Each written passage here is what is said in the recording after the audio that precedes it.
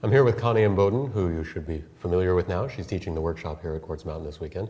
We're going to look at the work of another photographer from a composition standpoint, analyzing it, trying to figure out why it works. Connie, why is this something that any of the viewers should care to watch us doing? Well, we're looking at some really beautiful photographs from professional photographers. And if we can analyze why these photographs work, we can learn a lot about composition and how compositional elements work in untraditional ways. Okay, great. We're looking at the work of Steve Simon. He's a Canadian, originally a Canadian photographer. He now lives in New York. I first met Steve when he was teaching here a few years ago. He's a great guy, and as you'll see, a fantastic photographer. He has a photojournalism background, but Steve also has a really interesting ability to just fade into the background and capture moments that I don't often see, and yet do it with an almost fine art sensibility. So let's just start with this one right here. This is from all of these are from a project called America on the Edge, wherein Steve traveled the US-Canadian border just shooting whatever he could find. Connie, how do you want to start this off? Just looking on a very formal level, not looking at the content or really what it means, but just looking at the use of this line coming down here and this very wonderful dark figure who's wearing a hat. And it's in enough motion, it's a little soft, but the figure is so dark and so strong with the silhouette that that's really what brings your eye to this image. And then you've got this pattern back here of the stars, so you get a really strong sense of the background, the content of the image, and the importance of this figure, which is also adding a little bit of a mystery.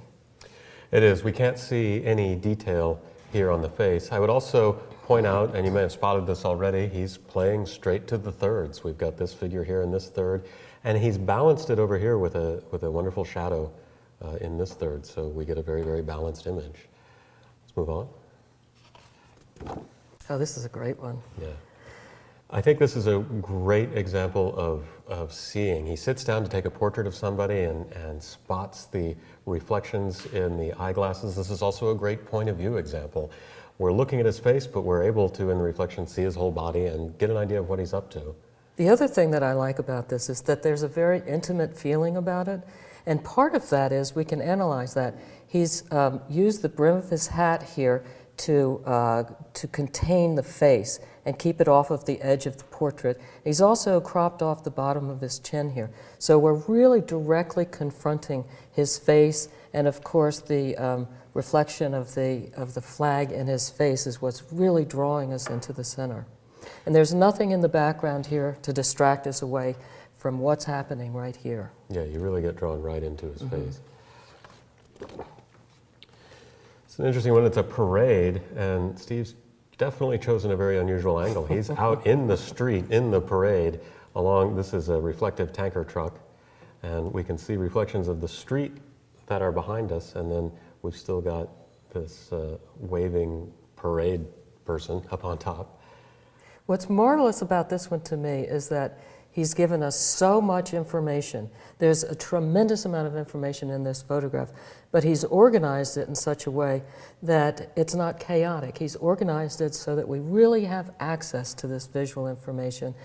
You know, he's letting us know it's the July 4th celebration here. Right here, we're getting a sense of what's going on the sidelines here, and then we also have the what is she, a beauty queen or something? I guess so. Yeah. She looks like a beauty tanker queen. The tanker queen, yeah. Yes. And your eye still understands very well that this is the subject of the image. She's in the light really beautifully. We've got these wonderful leading lines. We haven't really talked about the idea of economy in an image, but this is an incredibly economical image. Like Connie said, the amount of information that's delivered in a very simple way is really nice. Well, if you just look at the structure of the image, you've got all of the lines coming this way and then leading back up to her. So the whole, it's very well organized, just on a very formal level. This one can be a bit of a mystery at first. Definitely. This is still from the same parade, and it may be, just in case you can't tell this on screen, this is a float here, and the back of the float is a cutout of some mountains, and then these are real mountains over here. This wonderful line in the middle just setting up this dividing point that makes these two different layers, these two different planes in the image, creates a really interesting illusion. Yeah, that's what I love about this, is that it is an illusion. And it really looks like two separate photographs until you see that it's the same sky, and there really is, the sky is what connects it and really holds it together. And this wonderful pole, as you said, is what is dividing the parade from the reality of it. I think this is just beautifully seen. It's a little bit strange to figure out how it works. Where do you feel like your eye goes to first? Because in some ways, to me, it's hard not to just see this right away. And I think this line takes you right there. So you are drawn to the middle of the photograph. And then this is almost incidental, but because it picks up the pattern that's going on here, it's a very important part graphically of the image. But it's almost as if the subject of this image is this line in a weird way. And it's a way of thinking, again, about sometimes the subject of your image merely needs to serve as an anchor. We have this anchor here that we're kind of drawn to, and that's a starting point that we can then let our eyes roam and explore and discover what else is in the image. Oh, I love this one. Yeah. The reason I love this one is that there's really nothing going on. It's not a story. It just is a really beautifully seen situation where you've got four separate people, but they're lined up so beautifully with the background, the way that this break is right here, really centering this figure. This figure is centered, and you've got them both on this line coming down here. The way this line is coming down, it's really connecting the whole image. So the background and the people in it are relating in a really beautiful graphic way. Purely geometrically, yeah. Very geometric. I like these diagonal parking lines. They add a little bit of tension, but there's nothing extra in this image. It's very, very simple. And there's nothing extra in this image No. either. This is very direct and a very strong image. The statement's very strong. You know, again, we have this strong shape. We know right away what it is. It's a big man, very powerful man. We're in some kind of institutional setting, and we have these two, it looks like smaller people, maybe younger people, younger boys, have their hands up in a surrender position. Yeah.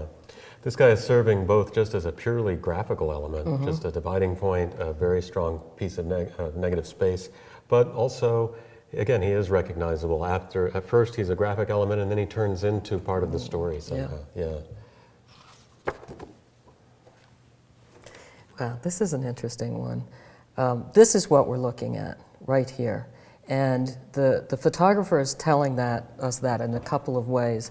One, she's close to the center of the image. She's the one that's in focus.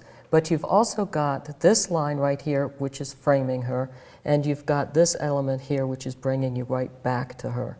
But he's organized the background so that you still have the context of these other people sitting in this counter, which is giving you a sense of the environment. As well as just purely formally a very nice rhythm. And my guess would be, while he was shooting this relationship here was what he was focusing on. I would assume that he was moving left and right until he got them spaced the way that he wanted, because they're just so perfectly evenly distributed. I also like that he didn't worry about squaring off the counter. Yeah. It is not level. It doesn't have to be. It actually works this way. Works better, pull yeah, around. yeah. And adds a little tension that goes very well with the expression on her face. This does not appear, her expression is a little ambiguous. It's somewhere between sad or just thoughtful. But it's a wonderful moment. Oh, it is, yeah, and a very true, recognizable moment. I think this is another interesting point of view example. Plainly, he's in a pool hall. He could have shot the pool player, but he kept his eyes open and he was seeing, and he was working point of view and found something far more interesting than just a shot of a pool player, this wonderful textured shadow. But he gives you enough information. Right here, you see that it's the pool table. You see some of the balls down here, and the cue stick that he's holding, and how it is not lined up with this, but in contrast, so that you see this as different from the background. Yeah, cropping the pool table, we still might have They've recognized changed it. this as a cue stick, but it would have taken a little bit of extra work, and that could have thrown the image somehow. This is a wonderful image because it breaks some of the basic rules. Usually you want to simplify the information so that you're presented with a very cohesive, easy to read visual information. And here he's broken that rule, and it works just Very magnificently. busy picture, yeah. Very busy picture. Yeah. But that's what it's about. Yeah. That's what's so exciting. Yeah. He's made us experience chaos without showing us a chaotic image. It's not disordered. There's an order to the chaos that he's got in here. Right. Right. Which is very difficult to do. I Yeah. think. I love that she's camouflaged. That's the first thing that I Yes. see here. But I also think he made an important choice with the height of his camera. We're back to point of view. It's good that her top of her head's poking up over the rim of the couch here. If he had been a little bit higher, shooting down on her, and her face was buried in here, I don't think it would work as well. I agree. We need this to join her to this section up here. We also need this because it defines her face more. It's a frame. It's a frame. Yep. And that's something we haven't talked about. We've talked about framing an entire composition with something, but you can also frame within the frame, which is what he's doing here. Mm-hmm. Something that I didn't notice until one of the later times that I looked at this image, there's a cat right here. Oh, I didn't even notice that. And once you notice it, I kind of can't take my eyes off of it. It's a pretty good balancing element, actually. He's working the corners. So yeah, I love that picture. This is a sweet picture, Yeah, and I think it's in the best sense of the word. right. I think there are two interesting balancing things going on here. There's almost a yin-yang thing happening here in the middle, both tonally, the black cow and the white shirt, and their positions are interlocking. And then you've got the same thing happening back here with the cow that has the black and the white Right. going on here. Right. And simple things, as we're talking about simplifying and organizing information, the addition of this line, this row up here, is so important in containing the image. Yeah. Yeah, and I think it's important to understand that this is not, he didn't walk by and just snap this. I've gotten to work with Steve. He heavily covers his shots. He works his shots. He's positioned these things this way on purpose. There's a lot of thought put into an image like this. And here we are. This image, I think, is notable for the very large cow, something that you don't get in a lot of images. Well, I like the little girl's position with the very big cow. But this wouldn't mean nearly as much without, I assume, the parents right here watching. And I think the parents right here are interesting. They serve a purely formal function. They're balancing this side of the image. But then there's a whole content layer of the fact that it's the parents watching the daughter underneath the really large cow.